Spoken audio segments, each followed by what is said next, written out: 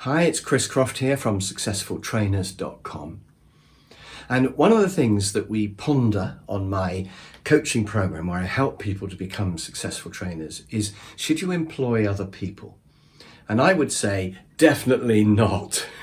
Because if you think about it, you can earn maybe £1,000 a day doing training or £500 an hour doing Zoom, and that's great. Now, the other alternative is to employ other people doing that and taking a cut. So you could employ 10 trainers and take 10% of each person's money and earn the same. But I can tell you it's a lot easier just to go and talk for a day about time management or negotiating or something than it is to employ 10 other people who are all doing that.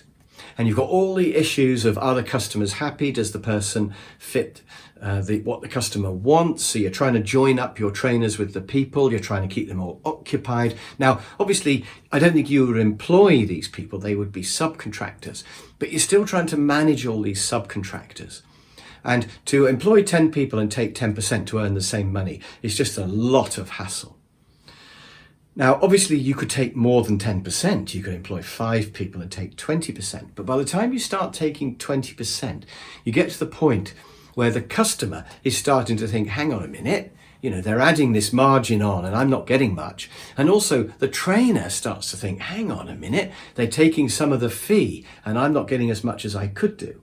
And by the time you get to 30, 40, 50% of the fee, it's really not worth it for the customer and it's not worth it for the trainer.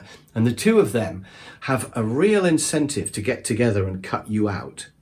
Now, I know you can have contracts and you can have friendships with people and you can have all sorts of ways to try to stop that happening.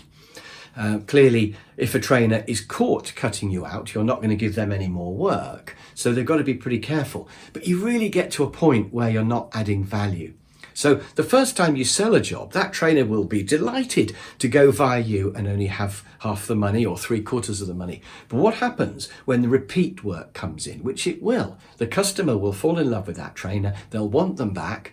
And by the way, they'll want the same person, not one of your other 10.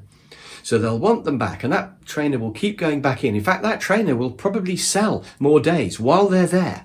They'll say to the customer, I could come in and do this for you if you like. Now, are you still going to take your cut every time forever? Because if you don't, then you're not making any money. But if you do, then the trainer and the customer are really going to resent it.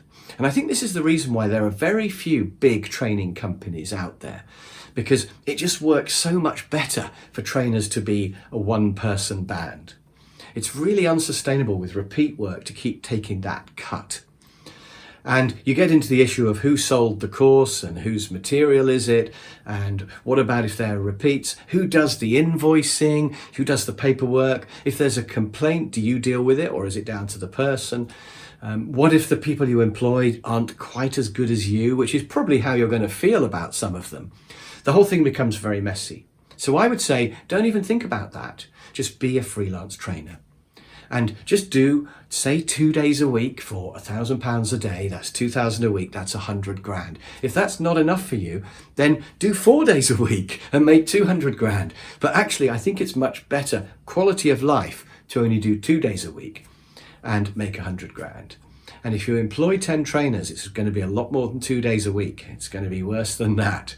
So go for quality of life, earn 100 grand, which by anybody's standards is great money. And of course, if 100 is not enough, there are other ways you can earn more other than employing people.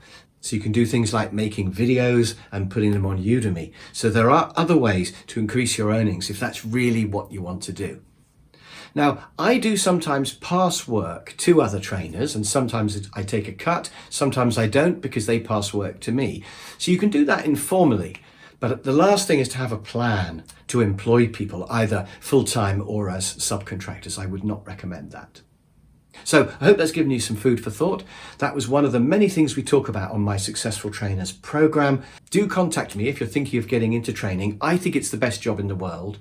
But like any new career, it's very difficult to do on your own without any help. So why not get a coach like, for example, me? And I can help you to succeed faster than you would on your own, and probably to a higher level than you would have been able to reach on your own. So click on the link below, get in contact, have a phone call with me. Maybe I can help you.